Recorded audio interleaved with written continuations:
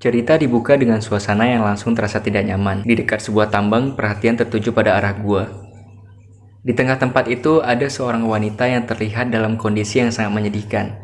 Tangannya terikat dan wajahnya dipenuhi rasa takut. Dari KTP yang diperlihatkan, diketahui bahwa wanita itu berasal dari Seoul, Korea. Orang-orang di sekitarnya mencoba menjelaskan bahwa dia telah berpindah ke dunia lain dan mengancamnya akan segera membunuhnya.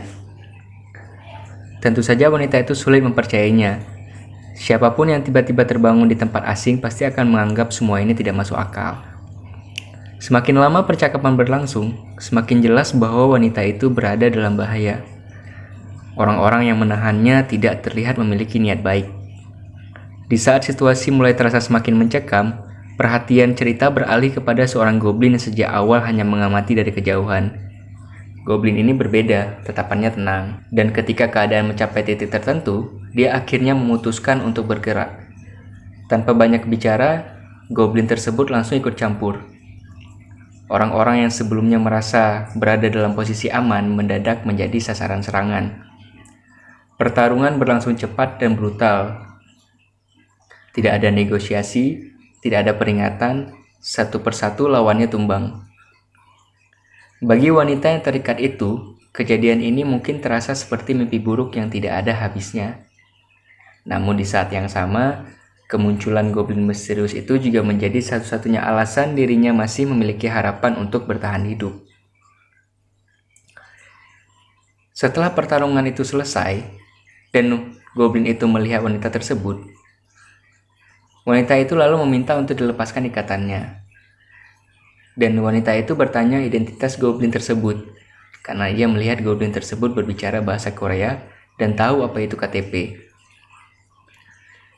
Si goblin menjawab dengan mengatakan bahwa mereka sudah dilempar ke isekai atau dunia lain. Lalu ia menyuruh wanita itu untuk melihat quest yang ada di layar pada kepalanya dan berangsur beranjak pergi dari tempat tersebut. Tapi wanita itu menahannya dan membuat goblin itu kesal dan ingin membunuhnya langsung.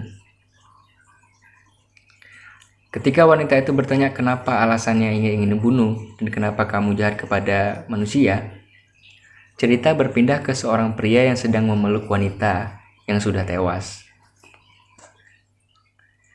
Lalu muncul seorang wanita ksatria suci bernama Hayuri. Pria tersebut lalu menanyakan kenapa ini terjadi.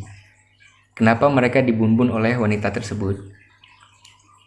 Ksatria itu menjawab bahwa mereka pengkhianat dan diam saja, lalu langsung membunuh pria itu. Pria itu bertekad balas dendam di ujung kematiannya. Dan scene berpindah ke goblin sebelumnya yang mengatakan bahwa ia ingin membunuh semua manusia karena ia adalah green skin. Chapter 2 mulai mengungkap siapa sebenarnya goblin misterius yang selama ini terlihat berbeda dari goblin lainnya. Di awal chapter, kita diperlihatkan lebih banyak tentang cara berpikir sang goblin. Meski memiliki tubuh monster, pola pikirnya jelas bukan pola pikir goblin biasa. Dia mampu menganalisis keadaan dengan tenang, membuat keputusan dengan cepat, dan selalu memikirkan langkah berikutnya. Hal ini membuat Hayeon mulai menyadari bahwa penyelamatnya bukanlah monster biasa. Seiring berjalannya chapter, masa lalu sang goblin mulai diperlihatkan lebih jelas. Tujuan sang goblin mulai terlihat. Dia tidak hanya ingin bertahan hidup, dia juga ingin menjadi lebih kuat, jauh lebih kuat. Setelah berbagai kejadian sebelumnya, Gorus mulai menyusun rencananya sendiri. Chapter 3 dibuka dengan Gorus dan kelompok goblinnya yang sedang menunggu kedatangan para manusia di sekitar gua mereka, dengan goblin yang menerima Gorus sebagai bos mereka. Namun ini bukan penyergapan biasa. Sejak awal Gorul sudah menyiapkan jebakan. Lalu manusia tiba di depan goa, dan bos mereka tidak percaya oleh laporan dari anak buahnya yang mengatakan bahwa mereka dibantai dan dikalahkan oleh para goblin, sehingga mereka dengan tidak sabar ingin segera membasmi goblin tersebut. Saat para manusia mulai mendekat dan bersiap masuk, tiba-tiba sebuah anak panah melesat dari kegelapan. Ternyata yang menyerang adalah Maeve, goblin wanita yang menjadi bawahan Goruls. Serangannya membuat para manusia terkejut dan marah. Seperti yang sudah diperkirakan Goruls, mereka langsung mengejar Maeve ke dalam gua tanpa berpikir panjang. Padahal itulah yang diinginkan Goruls sejak awal. Semakin jauh para manusia masuk ke dalam gua, semakin dekat mereka dengan perangkap yang telah dipersiapkan. Mereka masih menganggap remeh, karena menurut manusia, goblin adalah makhluk yang tidak pintar. Dan beberapa saat kemudian, ledakan besar mengguncang seluruh gua. Suara dentumannya dan ledakannya memencar ke segala arah.